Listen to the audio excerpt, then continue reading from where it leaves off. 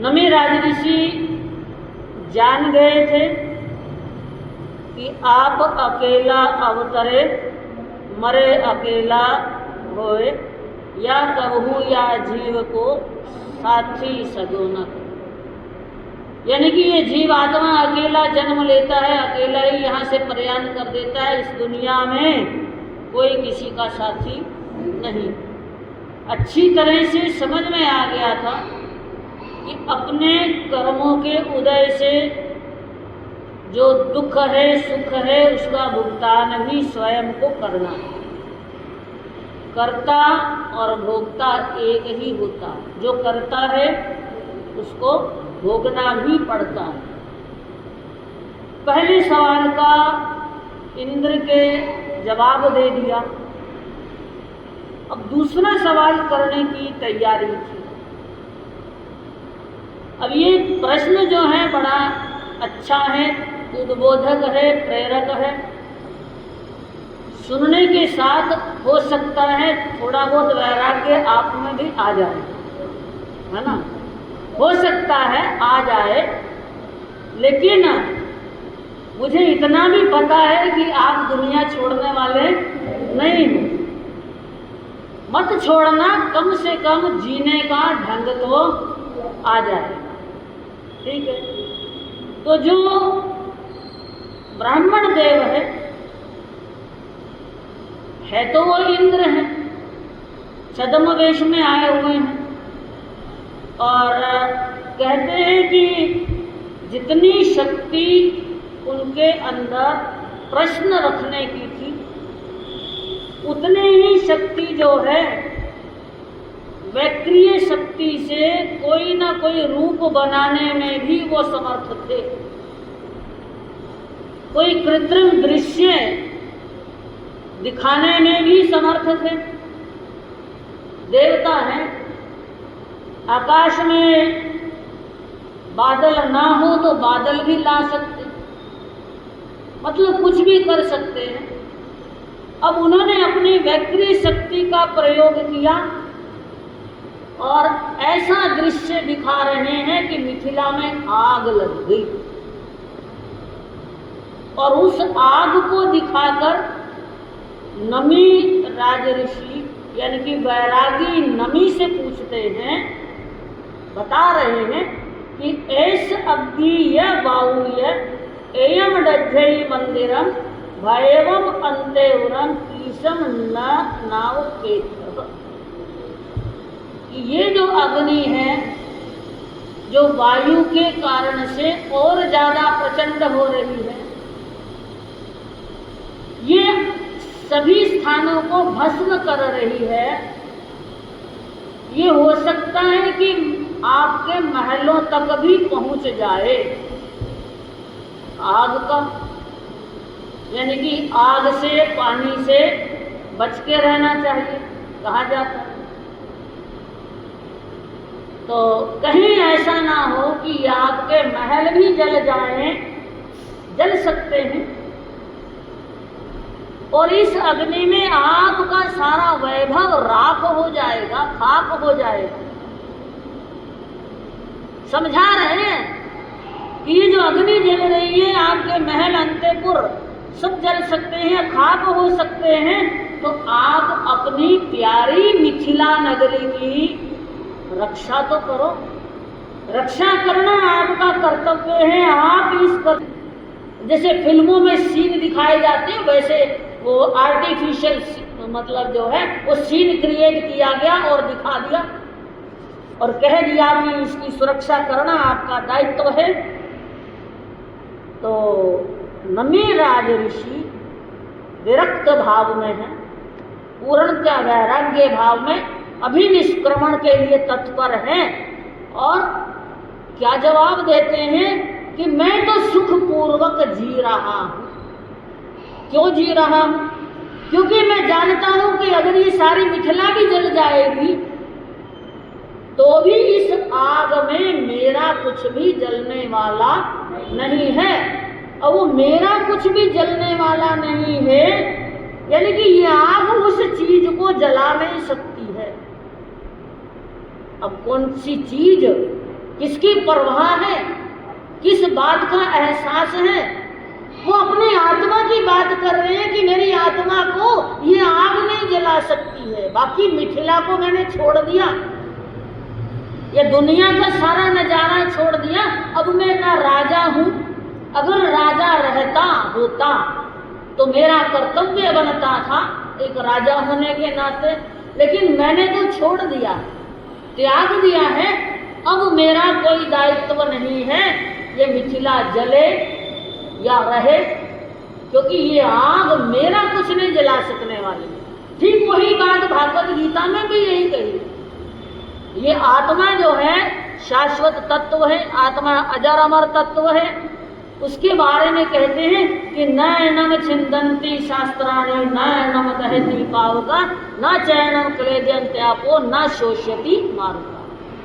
यानी कि ये आत्मा ऐसी है जिसको किसी शस्त्र से न काटा जा सकता है, न अग्नि में जलाया जा सकता है, न किसी ताप से यानी कि गर्मी से इसको सुखाया जा सकता है, न कोई इसको हवा सुखा सकती है, न ताप जला सकता है, न हवा सुखा सकती है। ये आत्मा अजर अमर तत्व है।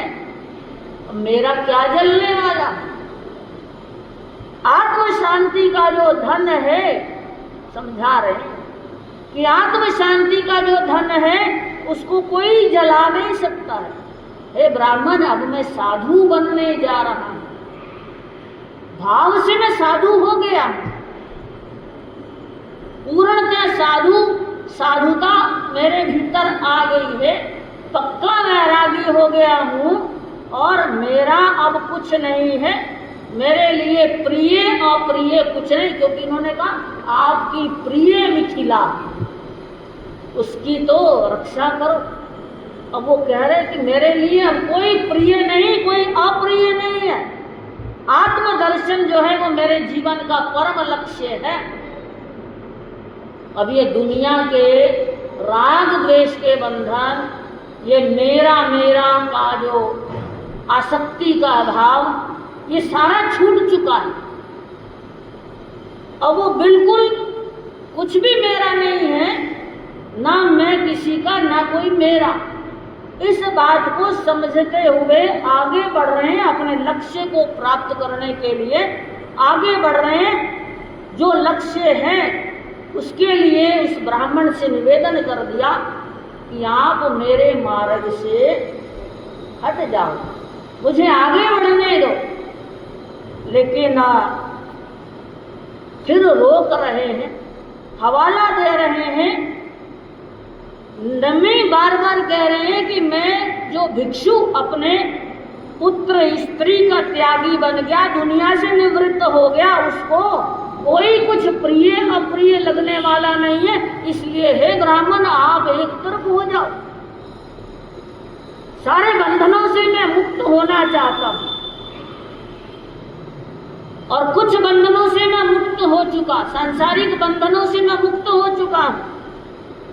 मैं अब अपने एकांत आत्म ध्यान में लीन हो गया हूं, इसलिए उसी में मेरा कल्याण है। समझा रहे हैं, उसी में मेरा कल्याण है। लेकिन वो मानने वाला नहीं, इतने सस्ते में छोड़ने वाला नहीं था कि चलो भाई चले जाओ, नहीं। फिर कहा कि अच्छा एक बात का और जवाब दे दो, एक बात और कहनी है मुझे कि आप प्रव्रज्ञा लेने जा रहे हो, लेकिन लेने से पहले मेरी बात पर गौर करो। क्या गौर करना? कि हे राजन, पागारम कार इत्ताणम गोपुरट्ठा लगाणीये उस्सुलभ सरघियो तो गच्छसी खत्ती। कि हे राजन, वन में जाने के बाद अपने कर्तव्यों के विषय में सोचना कठिन हो जाएगा। एक बार संयम जीवन में प्रवेश कर लिया तो फिर संसार के कर्तव्यों का चिंतन करना या उसका ख्याल करना, उसको संभालना कठिन हो जाएगा। इसलिए हे राजन, जरा सोचो, मिथिला के बारे में सोचो, मिथिला की सुरक्षा के बारे में सोचो। इसकी सुरक्षा का दायित्व आपके आपके कंधों पर है। अपनी नगरी की सुरक्षा करके फिर आपको निकलना चाहिए। और सुरक्षा करने का तरीका भी बता रहे हैं कि कैसी सुरक्षा करनी। आपने बड़े बड़े गढ़ देखे होंगे, चित्तौड़ का गढ़, जोधपुर का किला देखा होगा, जालोर का गढ़। उनकी रचना देखो, चारों तरफ से चार दीवारी, फिर खाई, फिर उसके बाद जो अंदर भवन महल बने हुए हैं उसमें वो बड़ी बड़ी अर्गलाएं, बड़ी बड़ी सांकलें, पूरी सुरक्षित, एकदम से कोई दुश्मन अंदर प्रवेश नहीं कर पाए, ऐसी उसकी रचना है। तो इसी तरह से वो उनको नमी को कह रहे हैं ब्राह्मण कि देखो, पहले आप मिथिला के चारों ओर कोट बनवाओ, चार दीवारी, फिर मजबूत दरवाजे बनवाओ, भारी भारी सांकल लगवाओ, यानी कि पूरी तरह से उसको मजबूत बनाओ। और फिर सुरक्षा के लिए वहां पर तोपें तैनात भी कर दो। जोधपुर का किला देखने जाओ तो वहां आज भी वो तोपें रखी हुई हैं। तो वो तोपें जो है, शस्त्र जो है, वहां पे उसको गड़वा कर फिर आप जाओ। और इसके अलावा एक खाई भी बनाकर जाओ चारों तरफ, ताकि कोई भी दुश्मन अगर एक स्टेप लांग जाता है तो वो सीधा खाई में जाए। ऐसी पूरी सुरक्षा चाक चौबंद करके जाओ, तब आप है क्षत्रिय, तब आप संयम जीवन में प्रवेश कर लेना। क्षत्रिय है, कह दिया, तरीका बता दिया। अब नमी क्या जवाब दे रहे हैं, सुन लिया, बड़े धीरज से सुना है। कहते हैं कि सुनना भी आना चाहिए, कहना भी आना चाहिए। तो जिसको सुनना आ जाता है उसको कहने का तरीका भी आ जाता है। बड़े धीरज से उस इंद्र की बात जो ब्राह्मण के वेश में है उसको सुना उन्होंने। सुन लिया, समझ लिया, जान लिया कि ये क्या कहना चाह रहे हैं। फिर कहा कि हे ब्राह्मण, देखो, मैंने जो रास्ता अपनाया है उसका मैंने पूरा प्रबंध कर लिया, उसकी सुरक्षा पूरी कर ली है। ब्राह्मण ने पूछा, कैसी सुरक्षा की? अभी भी उलझा रहे हैं कि बताओ कैसी सुरक्षा की है।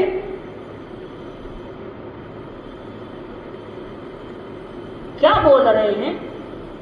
सद्दम नगरम किच्चा तब संवर मंगलम खंती नेउण पागारम तिगुत्त दुप्प धनशयम धर्म परकम्मम किच्चा जीवम च इलियम शया धीम च कयणम किच्चा सच्चेन पलिमंथय तब नाराय जित्तेणम भित्तूण कम्म कंचयम मुनि विगय संगामो भवाओ परिमुच्चय।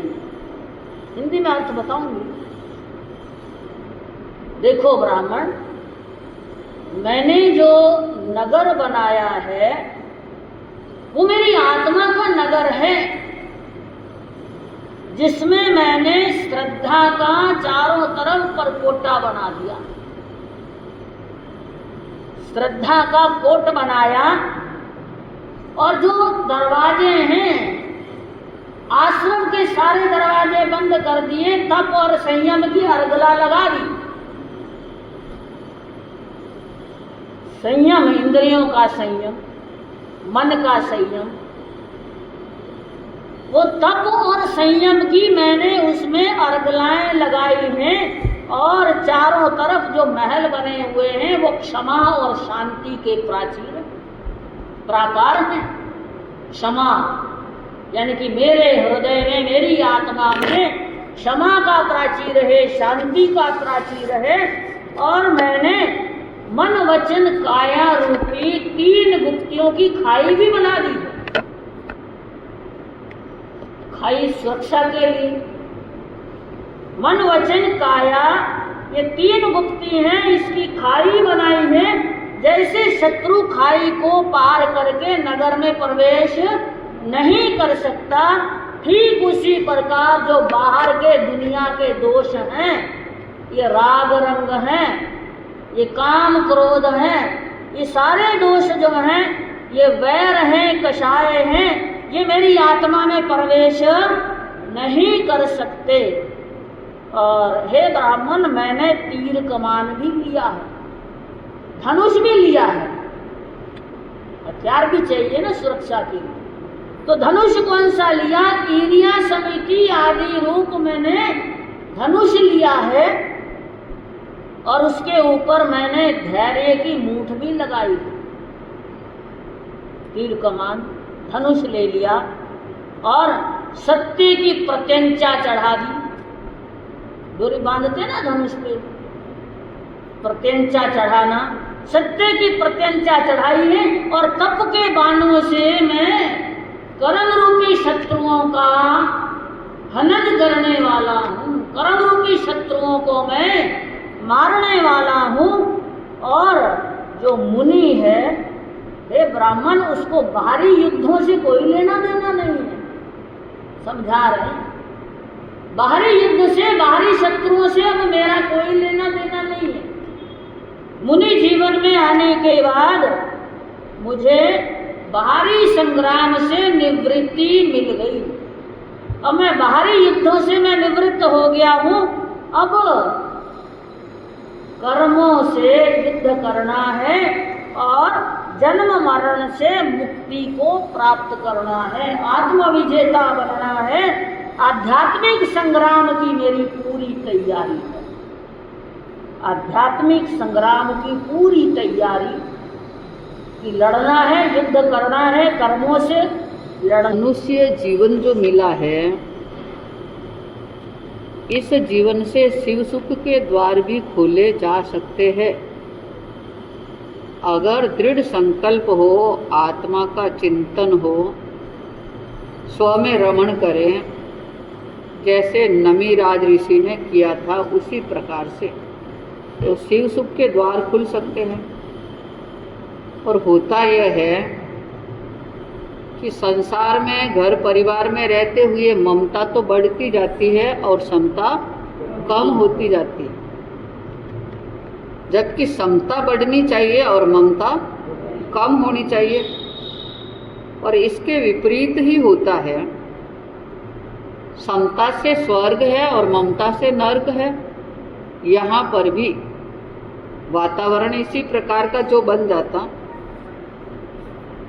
समता है वहाँ क्रोध नहीं हो सकता है, और क्रोध है वहाँ समता नहीं हो सकती। एक समय में दोनों में से एक रहता है। क्रोध है तो नरक का द्वार है, और समता है तो स्वर्ग का द्वार है। क्रोध है तो सरलता नहीं आ सकती है, और सरलता है तो वहाँ पर कर्म भारी इंसान के नहीं बन सकते, अभिमान नहीं हो सकता। जो अच्छी बात है ग्रहण कर लेना। एक सिक्के के दो पहलू होते हैं, एक अच्छा है और एक खराब है। अब चिंतन स्वयं का होता है कि किसमें जाना है, कौन सा ग्रहण किया जा सकता है। हिंसा है तो जन्म मरण को बढ़ाती है, और अहिंसा में प्रवेश कर दिया तो आत्मा अमरत्व की ओर भी जा सकती है। इतनी शक्ति अहिंसा में जो हो सकती है। सत्य है वो विजय का द्वार है, और असत्य जो है वो कले के रूप में खार है। सत्य है वो हमेशा अच्छा है। और विक्रम किस पर चलने वाले थे? सत्य पर चलने वाले थे, सत्य का समर्थन करने वाले। आत्मा में सत्य जो निवास उनके किया हुआ था, सत्य को बहुत गहराई से समझा जा सकता है, अन्यथा सत्य समझ में नहीं आ सकता। उज्जैन नगर की, मालवा की राजधानी की स्थिति यह बनी कि भर्तृहरि ने योग धारण कर लिया, और 98 भाई जो एक एक करके राज सिंहासन पर बैठे और सभी काल कवलित हो गए। दिन में राज सिंहासन पर बैठना और रात में वेताल के द्वारा संहार कर लिया जाता, जिंदे नहीं रहते। अब आप सोचो कि जहाँ एक एक दिन करके 98 भाई चले जाए तो उस नगरी की स्थिति क्या हो सकती है। सारी जनता भयभीत हो जाती है, दुखी हो जाती है कि अब एक एक करके कितनों का नंबर जो आ जाएगा। सारी जनता परेशानी में है। करण सोच लगी उत की दुनी, लख अकार जसी रहे धुनी, सत्य श्राप लग्यो इस राज को, अशुभ योग बण्यो इस ताज को, विनपति तिय की छविहीन है, मरत वारी बिना जिमीन है, करि अहो बिना अंकुश के यथा, दोने विनाश बिना नृप के यथा, असुर का इत जोर विशाल है, प्रचुर मानव का वह काल है, कुछ उपाय न दीख पड़ा कहीं, कुंवर विक्रम भी घर पर नहीं, सचिव आदिक देश विदेश से, इच्छुक हो वह तास संदेश से, शोधित भोजन के हित तरसते, इहि विधि विन विक्रम दर्शते, एक निमित्त एक ज्योतिष जोई के, कर दिया मन हर्षित होई के, कुछ दिनांतर विक्रम आवही, उणे करो सब काज बनावही। सारी जनता इतनी सोच में घिरी हुई है, जिधर देखो उधर का भी वातावरण यही हो रहा, सबके मुख से यही बातें हो रही कि अब राज का क्या होगा, जनता का क्या होगा। मुंडे मुंडे मती बिना अलग अलग प्रकार की बातें हो रही, और अधिकांश सबके मुंह से यही निकल रहा कि अरे ये सती का श्राप लग गया है, क्योंकि गर्दभ सेन राजा ने सती को महल में चढ़ाया, उसका श्राप इस मालवा की राजधानी को लग गया है। इसी कारण से सारा अशुभ योग बना हुआ है। चारों ओर से त्राई त्राई जो मची हुई है, ये स्थिति उसी कारण से हो रही है। ऐसी स्थिति हो रही कि जैसे पानी के बिना मछली की हालत कैसी होती है, पति नहीं है तो पत्नी की हालत कैसी, और पत्नी नहीं है तो पति की हालत कैसी होती है, वैसी जनता की हालत होती जा रही।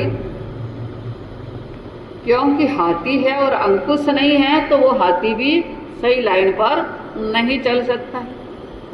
हाथी के लिए अंकुश का बहुत बड़ा महत्व होता है, उसके आधार पर ही चलता है। उसी प्रकार से जनता पर राजा का अंकुश रहता है। अगर वो अंकुश नहीं है तो दुनिया पूर्ण रूप से सही ढंग से नहीं चल सकती है। असुर का इतना जोर बढ़ा हुआ है कि प्रचुर मात्रा में मानवों का संहार होता जा रहा, और कोई भी उपाय जनता को नजर में नहीं आ रहा, मंत्री को भी नजर में नहीं आ रहा कि क्या किया जाए, कैसे ये उपद्रव शांत जो हो सकता है। कई बार अशुभ कर्म का योग होता है तो ऐसे ऐसे उपसर्ग खड़े हो जाते हैं कि इंसान की सूझबूझ कुछ भी नहीं रह सकती है। ऐसे ही उपद्रव खड़ा हो गया। देवगढ़ में हमारा चतुर्मास था, मेवाड़ में देवगढ़ जो है, प्रतिदिन एक भाई सामाई करने वाला, धर्म पर श्रद्धा रखने वाला, और समर्पित भावना वाला भी, बहुत निकट था। पर एक समस्या उनके, प्रतिदिन की वो समस्या हो गई, 6 महीनों से वो परेशान। तेल का व्यापारी गोदाम में जितने तेल के डब्बे भरे हुए होते सुबह खाली मिलते होंगे, तेल बिल्कुल रहता नहीं। अब वो कितना परेशान है, गृहस्थी चलाना मुश्किल और डर भयभीत भी हो रहा, क्योंकि ऐसी स्थिति होती है तो साधारण इंसान भयभीत हो जाता है, क्या किया जाए।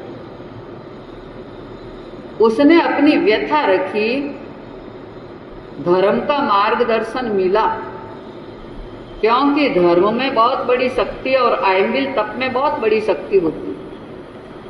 मार्गदर्शन के अनुसार आयंबिल तप किया, साधना की, ये नहीं कि भाई एक दिन किया और फटाफट फल मिलना चाहिए हमें, होता यही है ना।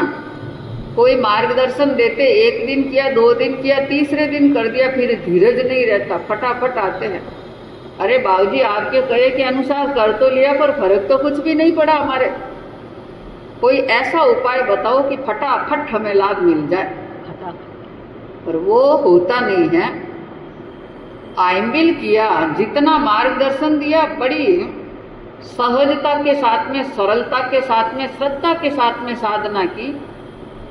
21वां दिन आया साधना करते करते, और सुबह आकर के बोला कि बाबूजी मैं निहाल हो गया।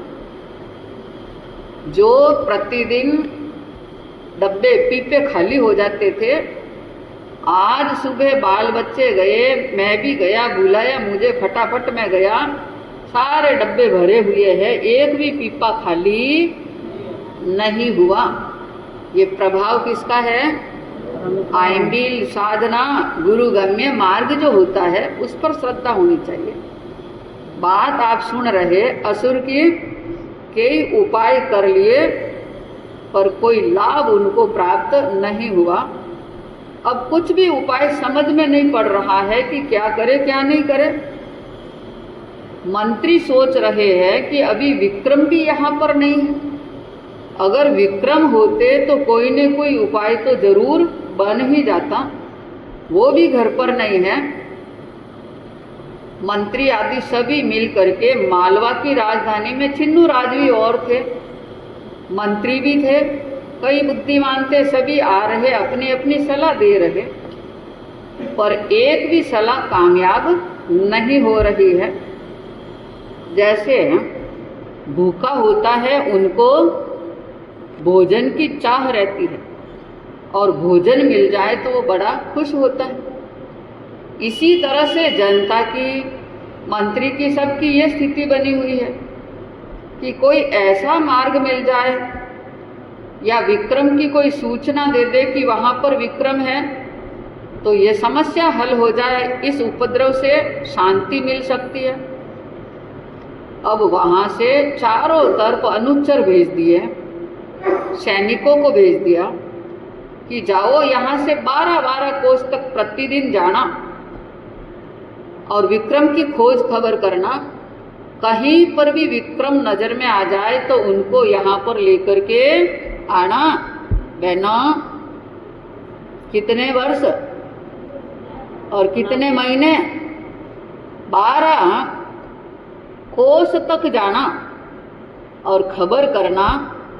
पर नींद में रहेंगे तो खबर कैसे लगेगी? खबर लगाने के लिए जागृत रहना पड़ेगा, तभी खबर लगेगी कि कोई है। नींद में रहेंगे तो कोई आया और कोई गया, पता नहीं चलेगा। खबर करना, 12 कोस तक जाना प्रतिदिन, यही क्रम चलता जा रहा है। इधर राज्य में ऐसी चिंताजनक स्थिति बनी हुई और एक नैमित्तिक पहुंच जाता है। कहते हैं कि भाग्य खुलने का योग होता है तो कोई न कोई निमित्त जरूर बन जाता। एक नैमित्तिक आ गया। नैमित्तिक में तो समझते हैं, सभी जानते हैं। ज्योतिषी जो है, और ज्योतिषी भूत, भविष्य और वर्तमान तीनों को जान सकता है। अगर सही मायने में ज्योतिषी है, विद्वान है, विद्याओं का जानकार है, तो भूत, भविष्य, वर्तमान उनसे छिपा हुआ नहीं रह सकता इंसान का। कि भाई पहले कैसे व्यतीत हुआ, वर्तमान कैसा चल रहा और भविष्य उनका किस प्रकार से रहेगा। तो ऐसा विद्वान ज्योतिष सभा में पहुंचते हैं और सारी जनता, मंत्री आदि सब उनका सम्मान करते हैं, आदर देते हैं, सत्कार सम्मान करते हैं, क्योंकि विद्वानों का हमेशा सम्मान होना चाहिए, सत्कार होना चाहिए। विद्वान जो है उनका राजा भी सम्मान करते हैं। विद्वान का बहुत बड़ा महत्व होता है। ऐसा विद्वान सभा में पहुंचा, हाथ जोड़कर मंत्री स्वर अपना शीश झुकाकर निवेदन कर रहे। विद्वान है तो उनके साथ में अकड़ करके बात नहीं की जाती। अगर अकड़ करके बात करते हैं तो वहाँ कुछ भी प्राप्त होने वाला नहीं होता है। विनयता के साथ में निवेदन कर रहे, सबके मन में हर्ष है कि आज कोई न कोई मार्ग जरूर मिल जाएगा। ज्योतिषी बिना कहे पहले ही बात को समझ गए कि मंत्रीश्वर क्या कहना चाह रहा है, क्योंकि ये चेहरा एक आईना होता है। बुद्धिमान इंसान होता है, ज्ञानवान होता है, आपका चेहरा देख करके पूरा भविष्य भाप जाते हैं। उन्हें बोलने की जरूरत नहीं रहती है। चेहरा सारी बात दर्शा देता है, और जिसमें बुद्धि नहीं है, ज्ञान नहीं है, तो 25 बार बोल दे तो भी वो समझने वाला नहीं हो सकता है। चेहरे से पता चल जाता है कि ये चिंता में है या ये हर्ष में है, या क्या चिंतन इसका चल रहा है, या क्या कहना चाह रहे हैं। ये सारी बात ज्योतिषी समझ गए और मंत्री से कह रहे कि अब तुम्हें ज़्यादा दिन तक चिंता करने की जरूरत नहीं है, शीघ्र ही सफलता तुम्हें प्राप्त हो जाएगी और ये उपद्रव भी शांत हो जाएगा, क्योंकि कुछ ही दिनों में विक्रम यहाँ पर पहुँच जाएंगे। उनके हाथों से ही सारा ये सुधार होने वाला है। अब प्यासे को पानी मिल जाए, भूखे को भोजन मिल जाए तो कितना आनंद आता है। ये बात सुनते ही जनता में हर्ष की लहर व्याप्त हो गई। मंत्री बड़ा खुश हो रहा कि इन निमित्त की ज्योतिषी जी की बात झूठी जाने वाली नहीं है। अपार धन दौलत दिया गया उनको, और ज्योतिषी भी ऐसा था कि कोई लालची नहीं। पर अभी सुना था ना आपने कि जब कोई भी सूचना देने के लिए भी आ जाते हैं कि अमुक विद्वान आ रहा है, या कोई हर्ष की सूचना देने के लिए भी आते हैं, तो राजा उनका दरिद्र दूर कर देते, अपने हाथ से वात्सल्य भावना से दान देते। घर पर भी कोई अनुचर आता है, शुभ सूचना देता है, कोई आता है तो उनको खाली हाथ नहीं भेजते। अपने घर मुजब कुछ न कुछ उसको अपने हाथ में जरूर देते हैं, उनके हाथ में। तो ठीक ऐसे ही विक्रम की बात सुनी और मंत्री ने मान सम्मान किया, आदर दिया, सत्कार किया। बहुत सारा धन उनके सामने जो रख रहे हैं, पर वो निस्वार्थ भावना वाले, लालची नहीं थे। आज के इंसान लालची होते हैं, कर्तव्य परायण कम होते हैं, पर नास्ती वाली बात भी नहीं हो सकती है। दशाहर एक हो, सज्जन पलटत लगे नवार। ये दशा जो है किस प्रकार से पलटा खा सकती है, इसका कोई पता नहीं लग सकता है। इंसान आज कैसा है और कल कैसा बन जाए, ये पता नहीं चल सकता है, क्योंकि भाग्य में क्या क्या लिखा हुआ है उसके अनुसार क्रम जो चलता रहता है। सुनेंगे इतिहास के इस कथानक को और आप आगे कि ज्योतिषी की बात किस प्रकार से यथार्थ होती है